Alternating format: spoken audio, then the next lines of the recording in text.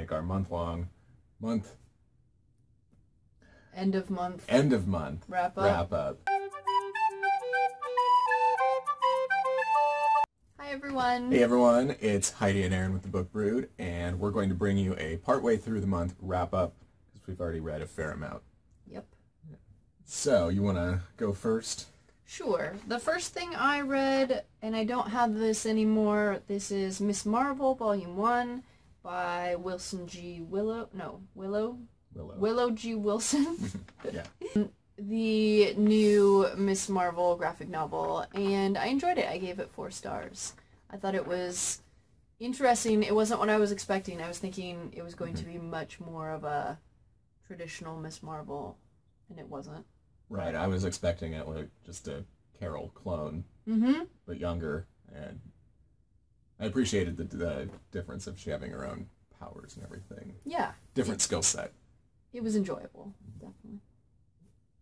All right, and the first thing I finished this month was Guilty Pleasures by Laura K. Hamilton. This is a story following Anita Blake. She is an animator and a vampire hunter and a private investigator and sought after by many men. And women, too. So this was... this was the one that I challenged you to Yes, read. this is the one that Heidi challenged me to read. I gave it 2.5 stars. So it, I feel like the investigation and the case that was being worked on kind of took a back seat to how many guys were kind of pining after Anita and, you know, vying for attention. So it seemed to focus more on the suitors, you know. It's kind of the tone of the series. Okay, well, you know, it's it wasn't quite what I don't know what I was expecting out of this, but it was a nice break from what I usually read. So it was very easy to read, and it was fun at some points. Yeah. Although she very conveniently defeated bad guys, I feel like. I have the graphic. Oh, no. This one. I think this is the first part of the graphic. Oh, that's a perfect picture to open it to. The next thing I read was Orange, the Complete Collection, Volume 1, and this is by Icho Takano. This is the first collection in 2. I think there's like 10 or 12 volumes in this collection. I'm not sure exactly how manga works because this is my first one that I read, but it was quite a large bound up collection. I really enjoyed this. I gave it 4 stars.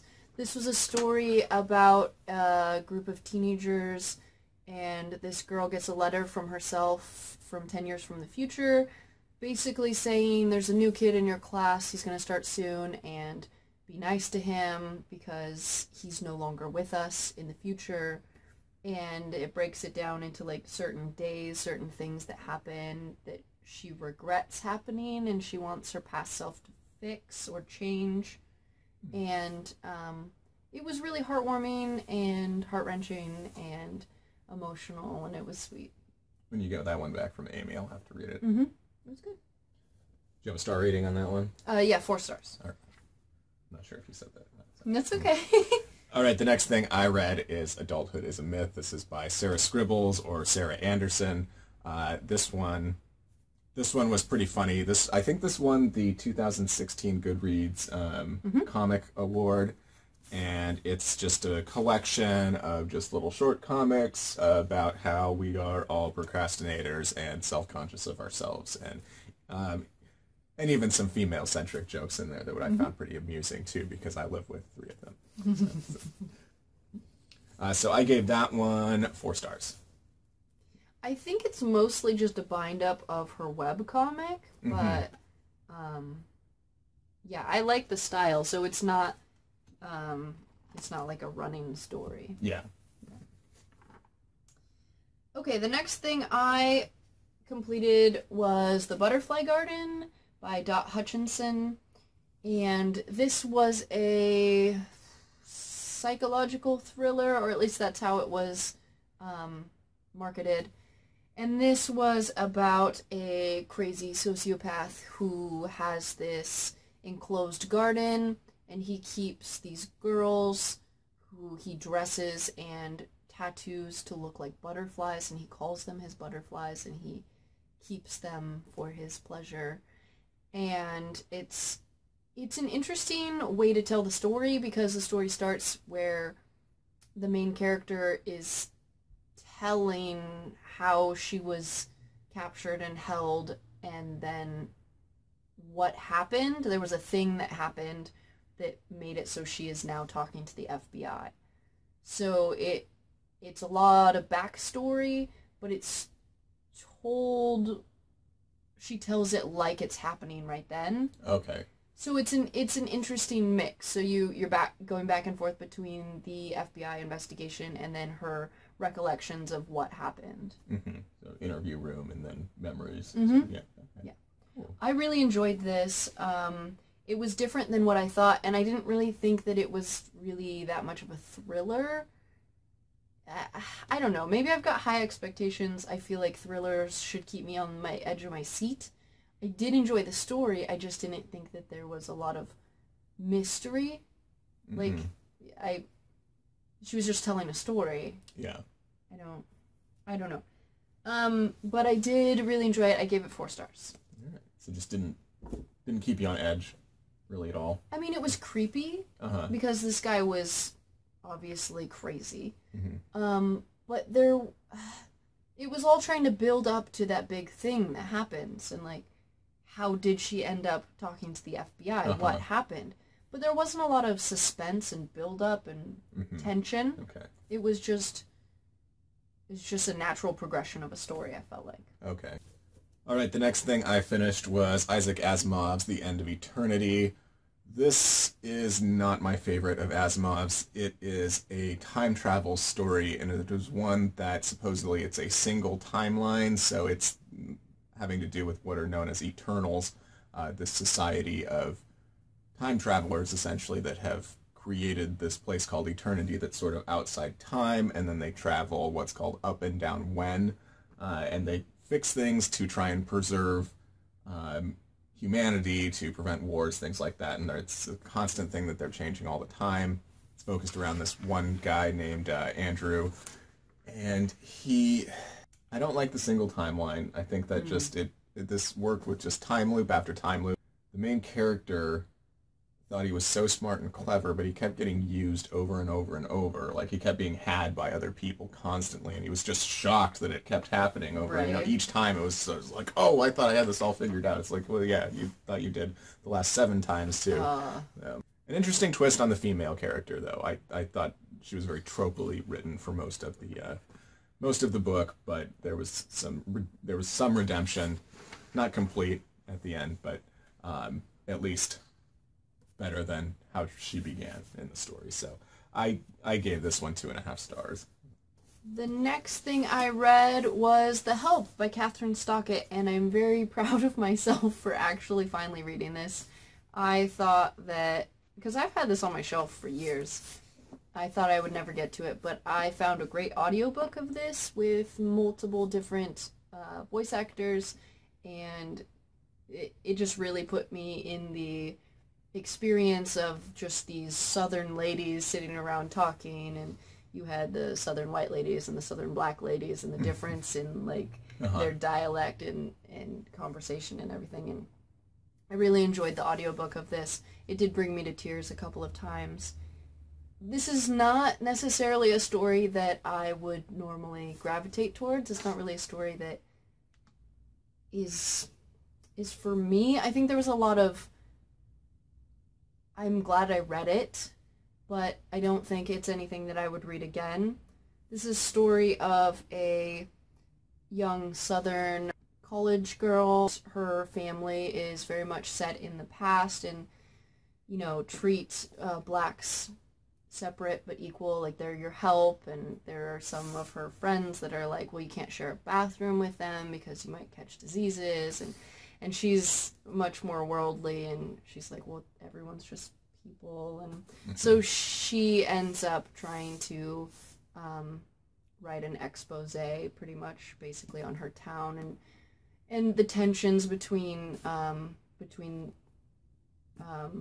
people and there's black people getting beaten for using a white bathroom and stuff like that. And anyways, it was very much worth the read, but I ended up giving it 3 stars. I don't know. Wasn't my normal thing. Didn't blow you away? Not really. Yeah. All right, the best thing I read so far this month is An Anthem by Neil Stephenson. This is a large book here, but it is now my second favorite Neil Stephenson book behind The Diamond Age. I don't know how to describe it quickly, but it's about essentially what's known as an avowed, so kind of a monk who lives in this sort of walled society where they worship mathematics, philosophy, science, things like that, but have very archaic. They don't have much technology available to them. He has to go on this adventure outside the walls because of things happening and outside the walls was known to them as the secular world, and just a threat to the overall world, and a large adventure that gets very heavy into ideas of what is consciousness, what is reality. So lots of concepts in here. There are a lot of conversations that get very heavy into those concepts. I would not recommend anyone read this book if this is their first Neil Stephenson book. I think everyone should start with Snow Crash and then work from there if they want to move on with his writings. This was not an easy book to read. I'm not trying to toot my own horn or anything, but it takes a lot of concentration and a lot of focus and determination to get to know the language that's was created and embedded in this book here. It was a lot of fun too. It was a great book. I rated it 4.5 stars. I started that one on audiobook at the beginning of the month, and I got about 45 minutes in, and I was just like, this is not for me. So, I think that's awesome that you tried it, though. I tried. I did try. That was really cool of you. Well, and it's also not one to be experienced on audiobook. It's not. There's actually a glossary in the back that I had to reference throughout the book. Okay, the next thing I read was Adulthood. And like Aaron said, this was really enjoyable and funny. I was giggling quite a bit. And I ended up giving this 4 stars. I very much enjoyed that. Right, and then the next thing I finished is The Many-Colored Land by Julian May. This one is another time travel story, but I actually liked it better because it didn't focus so much on how the past is affecting the present time, but this is having to do with humans that have a time gate that goes back to the Pliocene age, and so a lot of people decide to take the one-way trip back and, you know, treat it as kind of the frontier and pioneering world. But when they get back, they find that there is a non-human sentient race that is telepathic, that has sort of turned the Pliocene era into this sort of dystopian, feudalistic society with them at the top, or them using what they deem as appropriate or suitable human women as brood stock because they have their own difficulties with propagating their own species. This had a lot of interesting characters in it, more interesting characters than the story itself. It's kind of a very straightforward story that you kind of know where it's going to go. One gripe I have with this is that it dropped half of the main cast of characters about 2/3 of the way through the book, and it's obviously just leaving them for the sequels. This is a series. I'm not sure how many there. So I didn't appreciate that too much. The sequels aren't on my list, so I won't be getting to it anytime soon, so that's mostly why I kind of didn't appreciate that, but I gave it 3.5 stars. Okay, the last thing I've finished this month is the book that Aaron challenged me to read, and this is A Princess of Mars by Edgar Rice Burroughs. And this was definitely not my typical genre or story. I listened to this one on audiobook. I really enjoyed the beginning of it. I liked the idea of this, like, guy from Virginia, you know, who's used to, he's like a cowboy or something. Right. Right. Yeah. And he somehow ends up on Mars, and he meets all these Martians, and they are just really interested in how are you so strong? How can you like jump over everything?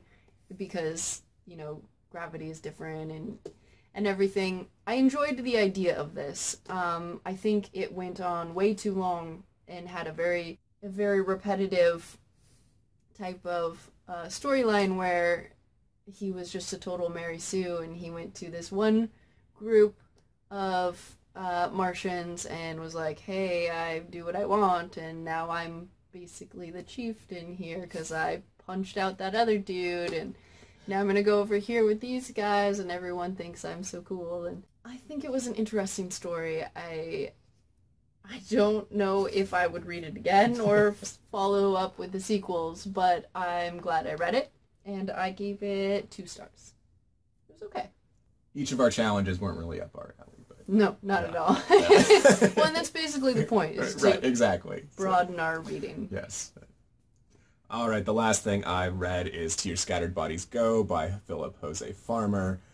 This book, I gave it 2 stars. It has a very interesting concept of these people that die. They wake up in this world that is a river that is surrounded on both sides by a plain, a grass plain, a forest, and then impossibly high mountains, what they call the river world. And when they die in the river world too, they've just resurrected on another beach along this, you know, millions of mile long river. Interesting concept of the main character trying to figure out why this is happening.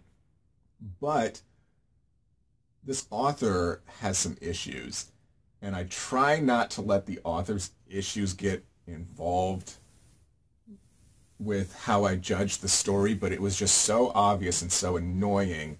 It's an incredibly sexist author, sexist protagonist, that the protagonist is, for a lot of this book, just trying to figure out where and with who he's going to get laid next, and being frustrated that this one woman's sleeping with him, but, well, I'm kind of bored with her, mostly because she's giving it up so easy, and I want to sleep with this other woman, and she's not, and Wow.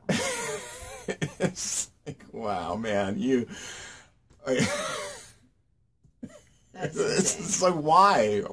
It's, 2 stars. That's and it was published in 1971, so I think the author had some serious issues with the feminist movement that was happening at the time. That sounds like a really interesting concept, but just it was I can see how it can be completely totally ruined by yeah. Interesting. All right, so there's our wrap-ups on that, and now we're going to do our new challenges, and since we both finished them so quick, we're going to give, so until April to read? Yeah, or end of April. Yeah, because we were gonna give each other like 2 total. Yeah, we're gonna give 2 months per challenge or whatever. Yeah, so by the end of April, we hope to read these books. I'm like 99% sure you haven't read this yet, but if you have, I have a backup. Okay. Oh, Lord of the Flies. Have you read that? I have not read this yet. Okay. I definitely have been meaning to read this one. And it's shorter-ish. Yeah. Or short. Yeah, so, all right. It's my favorite classic. Awesome. I hope you enjoy it. Yeah, thank you. Yeah. All right, mine's not short. It's not short? But it's not long, either. Is it Dune? I hope it's not it's Dune. not Dune. I'm scared. Oh, okay. It's Snow Crash. Awesome. So this is where you said people should start with Neil Stephenson. Okay. I thought I would at some point get to it this year, so this is good opportunity to start in. A little over 400 pages. Large print. Yeah. So, yeah. Okay, awesome. I have zero idea of what this is about, but this should be interesting. All right. So if you have comments on anything that we talked about here, want to tell us about anything that you're working on or finished so far, leave it down in the comments, and we'll see you there. Outside of that, bye everyone. Bye.